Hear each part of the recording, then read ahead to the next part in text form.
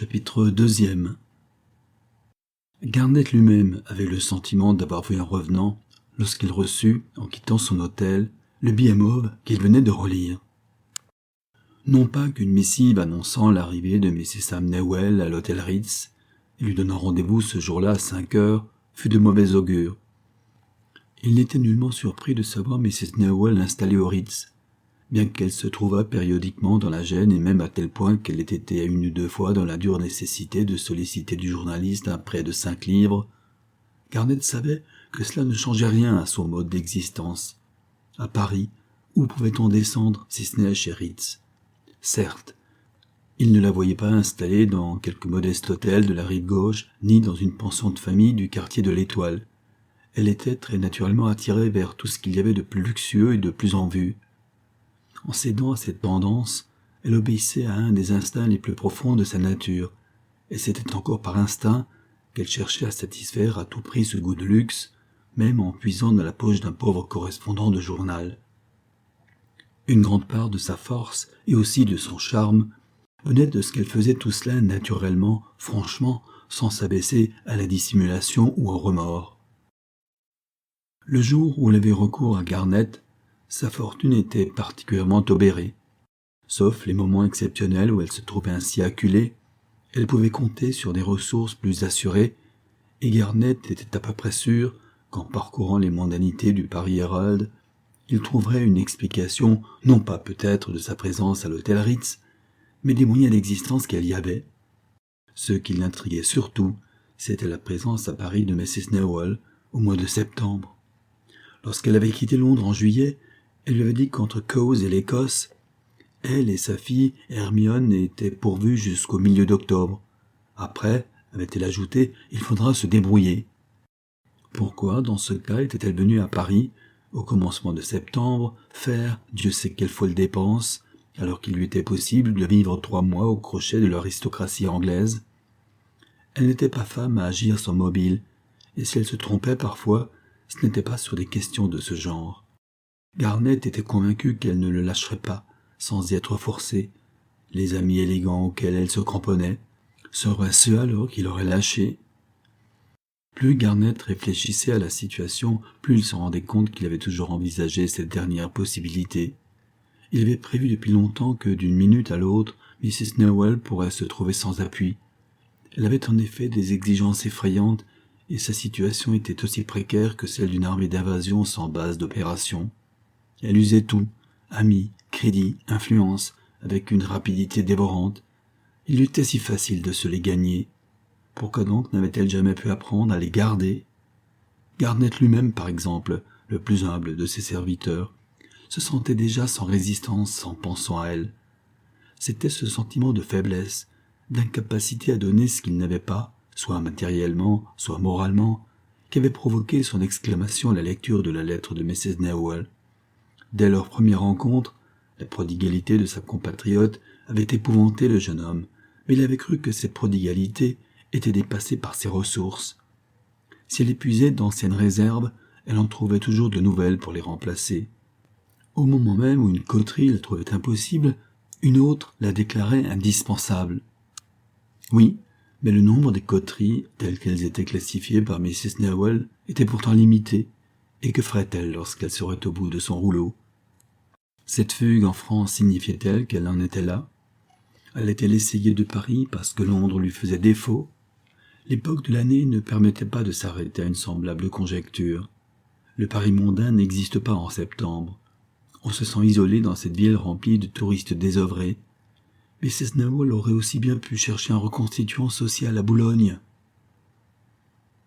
Un instant, Garnett eut l'idée qu'elle était peut-être venue renouveler sa garde-robe, mais il savait que c'était en avril et en décembre qu'elle visitait ses couturiers.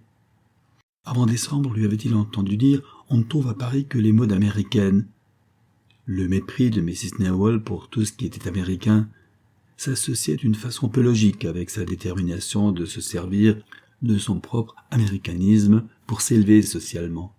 Elle savait depuis longtemps qu'à Londres il y avait tout profit à être américaine.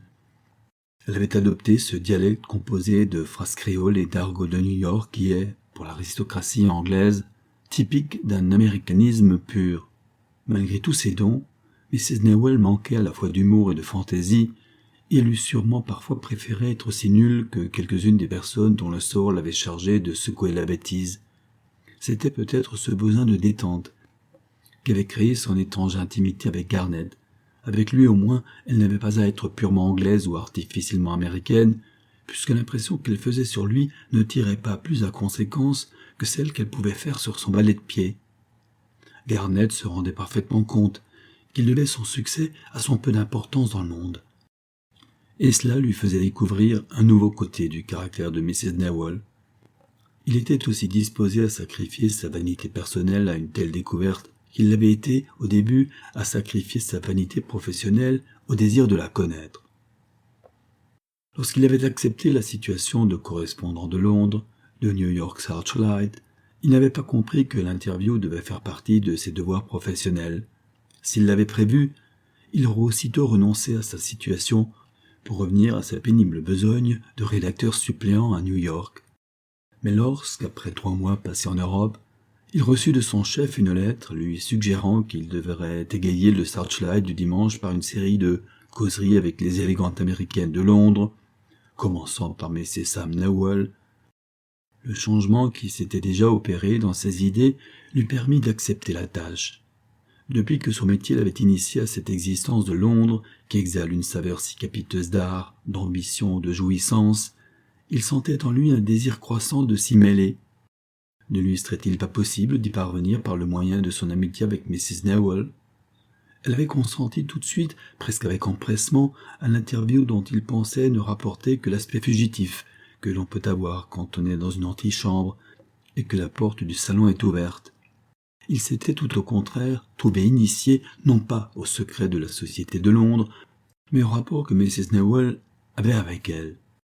Elle avait été charmée par cette idée d'interview. Elle sentait le besoin de quelque chose de nouveau. Elle avait cette fraîcheur factice de la femme qui a épuisé toutes les ressources de son cabinet de toilette. Mais sa personnalité était moins brillante. Ce qu'il lui fallait, c'était une rénovation sociale. Depuis trop longtemps, elle faisait et disait les mêmes choses. Londres, Cowes, Rombourg, l'Écosse, Monte-Carlo avaient été son cercle depuis l'enfance de sa fille, la charmante Hermione, qu'elle fit venir pour que Garnett pût célébrer ses grâces dans l'article qu'il devait écrire sur sa mère. Miss Newell était d'une fraîcheur si éclatante qu'à première vue, Garnett eut l'idée de lui consacrer un paragraphe entier, mais il s'aperçut qu'elle n'avait de personnalité que par sa mère, et que par un effet mystérieux, même sa grâce et sa jeunesse semblaient des attributs complémentaires de Mrs. Newell. La jeune fille sourit docilement à Garnett, mais sauf ce sourire et le charme de sa présence, elle n'offrait que peu d'intérêt au point de vue de l'interview. Après un certain temps, il constata qu'elle avait quitté la pièce sans qu'il s'en aperçût. Il apprit par la suite que cette absence de personnalité était précisément ce qu'elle avait de plus personnel. Sa mère brillait d'un tel éclat qu'elle faisait paraître terne tout ce qui l'approchait, et la pauvre Hermione n'était quelque chose que par elle. Malgré l'exemple de la femme la plus élégante de Londres, la jeune fille s'intéressait peu à la toilette. Malgré les assauts qu'avait dû subir son innocence, elle était demeurée simple, confiante et affectueuse. Elle s'occupait de bonnes œuvres, assistait avec piété aux offices, choisissant de préférence la société de jeunes filles simples, voire même ennuyeuses, et conservait un souvenir fidèle pour ses vieilles gouvernantes et ses bonnes d'enfants à la retraite. Mrs. Newell, qui se vantait de ne jamais se faire aucune illusion, avouait franchement qu'elle n'avait jamais pu tirer parti d'Hermione. « Si elle a un rôle, je ne l'ai pas découvert, » confessa-t-elle à Garnett. « J'ai essayé de trouver un cadre, aucun ne lui convient. » Mrs. Newell parlait de sa fille comme si elle eût été un meuble acheté à la hâte et pour lequel on n'a pas trouvé la place qui convient. Elle tirait d'Hermione ce qu'elle pouvait, lui faisait écrire ses lettres, faire ses courses, recevoir les gens ennuyeux, remplir enfin un rôle intermédiaire entre celui de femme de chambre et de secrétaire. Mais c'était un bien mince avantage pour un tel placement. À quoi bon produire et élever une jolie fille si elle ne doit pas contribuer d'une manière plus effective à la situation de sa mère?